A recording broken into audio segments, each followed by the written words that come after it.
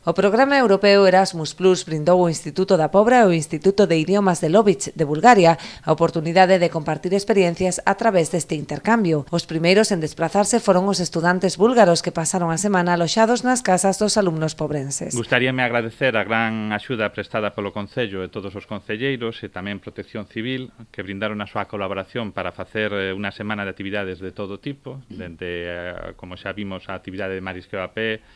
a visita á praia ou a cesión hoxe das instalacións deste museo para este acto. E tamén quero aproveitar para agradecer o soporte das familias, dos vosos pais,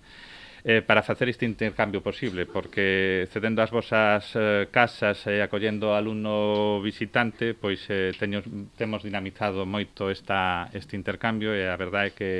tamén partiu das familias actividades como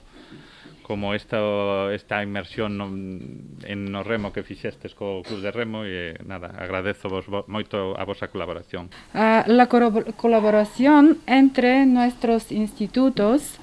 ha sido posible gracias a la acreditación que los dos institutos tenemos en el proyecto Erasmus Plus de la Comisión Europea.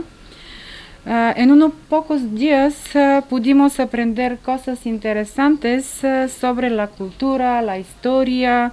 y el día a día de esta preciosa provincia. O programa de actividades rematou esta mañá coa recepción no Museo Valle Inclán por parte do alcalde da Pobra. Pero esta experiencia de intercambio non rematará aquí, posto que agora serán os alumnos pobrenses os que visiten Bulgaria para empaparse da súa cultura no marco destes programas que buscan mellorar a formación do estudantado a través da riqueza multicultural. Espero que tengáis un buen recuerdo de Galicia, de a Pobra do Caramiñal,